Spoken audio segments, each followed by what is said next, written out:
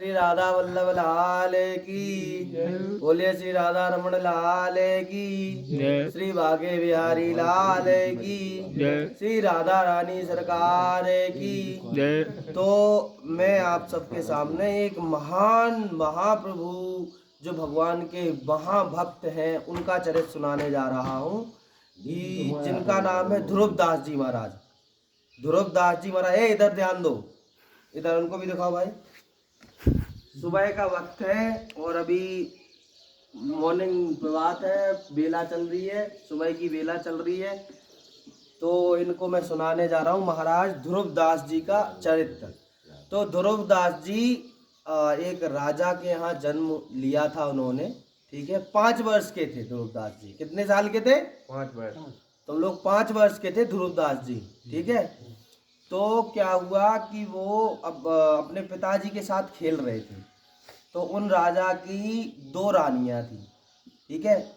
एक मतलब अच्छी रानी थी,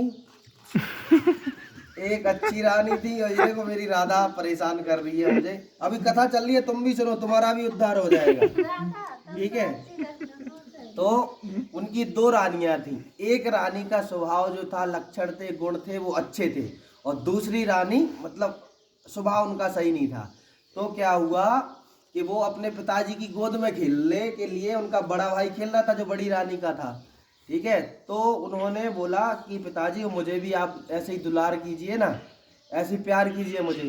तो वो रानी बोली, जो दुर्बुद्धि प्रभाव की थी, बोली कि तुम्हें तपस्या करनी पड़ेगी और तुझे मेरी कोख से जन्म लेना पड़ेगा, तब जाके तू गोद में खेलेगा। तू दूसरी रानी का बेटा है, मैं हूं यहाँ की महारानी, ठीक है। अब छोटा बालक 5 वर्ष की उम्र, कितने वर्ष की? 5 वर्ष की उम्र। और छोटा नन्हा सा बालक, हमारे तुम्हारे बच्चे को क्या समझ है 5 साल में? कुछ नहीं है, ठीक है। तो वो गए अपनी माता जी के पास। अब देखो तुम, उनकी माता जी के प्रथम गुरु माता है। अगर माता आपको बचपन में अच्छे संस्कार दे देती हैं तो आपका उद्धार निश्चित है। तो वो अपनी माता जी के पास गए, बोले माता जी, और वो जो बड़ी माता जी हैं उन्होंने मेरे से ऐसे ऐसे बोला।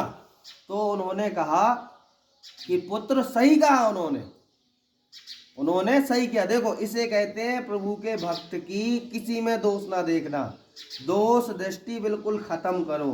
तुम्हारा दुश्मन है उसको भी राधे राधे बोलो, वो तुम्हारी पीठ पीछे गाली दे रहा है उसको भी प्रणाम करो। अगर तुम्हारी जो बुराई कर रहा है, तुम्हें गालियां दे रहा है, उसके चरणों में वंदन करो। इससे ही भगवत प्राप्ति के लक्षण दिखाई देते हैं। तो वो जो दूसरी महारानी थी उनके पास पुत्र पहुंचे, उनके ध्रुवदास जी महाराज बोले माता जी, और उन्होंने ऐसे ऐसे कहा कि तुम्हें तपस्या करनी पड़ेगी, तब जाके तुम मेरी कोख से जन्म लोगे, तब पिताजी तुम्हें दुलार करेंगे। तो वो माता बोली कि बेटा करो तपस्या, और तपस्या से तुम पिताजी क्या, तुम्हें पूरा संसार दुलार करेगा। पिताजी नहीं, तीनों लोक में तुम्हें दुलार करेंगे। ऐसी माता धन्य है। ध्रुवदास जी की माता जी को साक्षात देवी है वो। तो ध्रुवदास जी ने निर्णय ले लिया कि अब माता मैं तपस्या ही करूंगा और त्रिलोकी को मैं अपना, सब लोग मुझे दुलार करेंगे, त्रिलोक मुझे दुलार करेंगे। 5 साल का बच्चा, 5 साल की उम्र जानते हो क्या होती है? 5 साल में हम उनको मंजन का है वो नहीं होता अच्छे से, ठीक है। दिखाओ इन को, दिखाओ, गौर से सुनना, अगर दिमाग से निकल गई तो पुण्य ना मिले। मार पूरा ज्ञान हमें ले, तुम्हारी वीडियो है। तो क्या हुआ कि ध्रुवदास का, अब छतरी को खून यार उसके अंदर यार, बोले अरे निश्चय ले लिया तो ले लिया, उठाओ कमंडल। 5 साल को मोड़ा और निकल गए वन में। 5 साल, न सिंहों का डर, न किसी भी चीज का भय नहीं, सिर्फ भगवत प्राप्ति, सिर्फ एक ही लक्ष्य भगवत प्राप्ति, भगवत साक्षात्कार, बस एक ही लक्ष्य था उनका। निकले महाराज। तो वन में पहुंच ही रहे थे और नारद जी आ गए। बोले बच्चा है यार, कहाँ से बुद्धि, छोटा सा 5 साल में क्या। तो नारद जी पूछे क्यों ना इसकी परीक्षा लेते हैं, क्या है। तो पहुंचे नारद जी वहाँ पे, बोले बेटा और तुम ये अमुक वस्तु खाओ, और ये तुम खेलो बढ़िया, ये तुम्हारे लिए खिलौने हैं, अमुक अमुक जगह घूमो, अमुक अमुक बच्चों के साथ खेलो, अमुक अमुक वस्तुएं खाओ, तुम्हारा यही जीवन है। भगवत प्राप्ति क्या है, भक्ति क्या है, क्या है भक्ति? है ये तुम्हारी उम्र है भक्ति की अभी? बोले मैं क्षत्रिय पुत्र हूँ, मैंने एक बार निश्चय कर लिया कि मेरे को भगवत प्राप्ति करनी है तो मैं करूंगा। अब आप मेरे मार्ग में भेद मत बनिए, आप मेरे मार्ग में लकड़ी मत बनिए, आप मेरे मार्ग को विचलित मत कीजिए। अगर आप सही हैं तो मुझे आप बताइए कि कैसे भगवत प्राप्ति होती है। अरे हरे नारद जी बोले नारायण नारायण नारायण नारायण।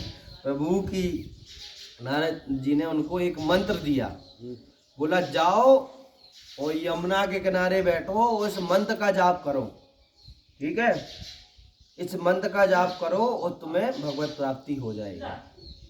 महाराज 5 साल का बालक यार यमुना के किनारे पहुंचे महाराज, और दृढ़ निश्चय। उधर राजा बोल रहे हैं कि तुम्हारा पुत्र मेरा ये हो गया वो हो गया। दुख होता है यार, तुम्हारा भी बेटा चला जाए 5 साल का घर छोड़ के, कैसा लगेगा बताओ, है? तो राजा बोल रहे रानी से थोड़ा वो कर रहे, तो नारद जी पहुंचे, बोले वो ऐसा लौट के आएगा कि त्रिलोक उसका गुणगान करेगा। वो क्षत्रिय पुत्र है और ऐसा संकल्प है उसका, ऐसा दृढ़ संकल्प है कि तुम्हें शोक करने की जरूरत नहीं है। जो तुम शोक में व्यथित हो वो तुम्हें शोक करने की जरूरत नहीं है। तो महाराज ध्रुवदास जी पहुंचे यमुना के किनारे और शुरू जो मंत्र दिया था उन्होंने, नारद जी को गुरु बना। बिना गुरु के भगवत प्राप्ति नहीं हो सकती है, गुरु बनाना ही है। गुरु ही हमें मार्ग दिखाते हैं कि हमें कैसे कैसे क्या करना है, तो गुरु बनाना बहुत जरूरी है। बिना गुरु बनाए भगवत प्राप्ति नहीं है।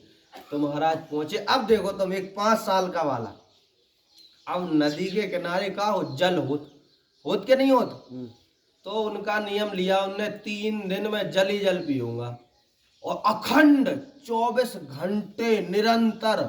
3 दिन में कितने घंटे होते हैं बताओ? 3 दिन में कितने घंटे होते हैं? तुम बताओ ना, तुम इनका मुंह दिखाओ इनका मुंह, इनसे पूछो ना, इन्हें 3 घंटे शकल दिखाओ, है शकल दिखाओ। तो भाई साहब 3 दिन में महाराज से जल पी के रहे, ठीक है। उन्होंने निश्चय लिया कि जल त्यागना है। अगले 7 दिन जल भी नहीं पिया। कैत होता है, कैत का अगर एक आध फल मिल गया तो एक फल खा लीजिए। एक कैत का फल 7 दिन निरंतर जाप उसी गुरु मंत्र का, ठीक है। 7 दिन से बोले अब कैत भी नहीं खाना।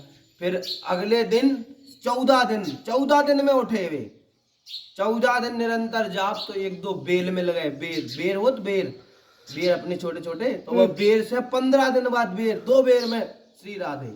फिर बेर खाने से फिर उन्होंने निश्चय लिया कि अब मैं अगले 15 दिन बेर भी नहीं खाऊंगा। अगले 15 दिन फिर बैठ गए वो उसी मंत्र को लेके, और महाराज 15 दिन उन्होंने कुछ भी नहीं, न जल न भोजन न बेर। 15 दिन बाद उठे महाराज, तो जो सूखे पत्ते नहीं होते हैं, वृक्ष जाओ ग्रीष्म ऋतु चलती है तो पत्ते झड़ जाते हैं, वो पत्ते खाए उन्होंने निश्चय लिया कि मैं अब ये पत्ते भी नहीं खाऊंगा, सिर्फ वायु पे टिका रहूंगा, हवा पे। तुम्हें पता है इस वायुमंडल में जल है, दिखता है जल तुम्हें कमरे में जल है, मंदिर में जल है, हम यहाँ बैठे हैं ना, यहाँ पे भी जल है, नहीं दिखता, चेत है, ठीक है। तो बोले कि हम अब ना तो कुछ खाना है ना कुछ पीना है, सिर्फ वायु के भरोसे रहेंगे। 1 महीने निरंतर गुरु मंत्र का जाप, और वायु के भरोसे चल रहे हैं प्रभु जी, सिर्फ हवा ले रहे हैं। 1 महीने बाद जब उठे, बोले महाराज अब हवा भी नहीं लेनी है। और उन्होंने ऐसा संकल्प किया कि अगले 2 महीने, 1 महीने उन्होंने हवा भी नहीं ली और बैठे रहे ऐसे ही। जब बस दूसरे महीने उठे और फिर वो जम गए अखंड, बोले अब ना कुछ लेना ना उठना, जब तक भगवान स्वयं ना आए उठाने मैं उठूंगा नहीं। भाई साहब उनने हवा भी त्याग दी, वायु भी त्याग दी, और वायु त्याग दी तो भाई त्रिलोक कांप उठा, सभी देवी देवता हिल गए कि भाई एक बालक 5 साल 3 महीने का, और बिना जल बिना भोजन बिना वायु के। सोच रहे हो तुम 2 रोटी में काकर लगा महाराज, भूख नहीं हो, पेट नहीं भरो, तना कोई आंदो 8-10 देख में कछु नहीं होत।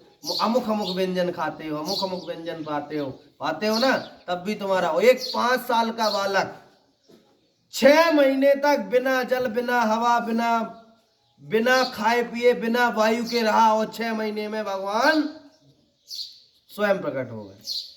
बोलो बालक हम प्रसन्न हैं, बताइए। अटल पदवी मिली है ध्रुवदास जी महाराज को। 4 बजे ब्रह्म मुहूर्त में आप देखते हैं यहाँ पे ध्रुव तारा, देखते हैं ना ध्रुव तारा, वो उन्हीं का ही है कि उन्हें अखंड भक्ति चाहिए। अटल पदवी मिली है ध्रुवदास जी महाराज को। बोलिए श्री राधा वल्लभ। विशेष चर्चा अगले भाग में करेंगे, ठीक है। आज के लिए इतना काफी है। बोलिए श्री राधा वल्लभ लाल की जय, श्री राधा रानी सरकार की जय, श्री ध्रुवदास जी महाराज की जय।